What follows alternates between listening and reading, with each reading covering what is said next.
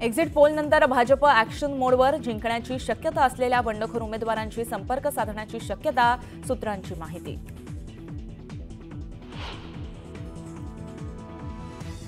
महायुती सत्तेत येणार, गरज पडल्यास अपक्षांनाही सोबत घेऊ, दीपक केसरकर यांची प्रतिक्रिया।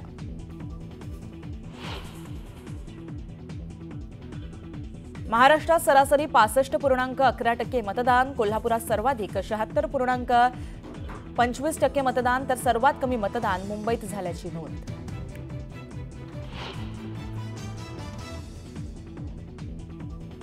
मॅट्रीज, P Marq, Poll Diary, People Plus आणि चाणक्य या सर्वच एक्झिट पोलनुसार राज्यात पुन्हा महायुतीचं सरकार येणार, महाविकास आघाडीचं टेन्शन वाढलं।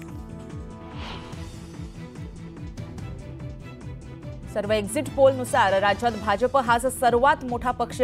एक्झिट पोलच्या सरासरीनुसार भाजपला 70 ते 80 जागा मिळण्याचा अंदाज, तर काँग्रेस राज्यातला सर्वात मोठा दुसरा पक्ष।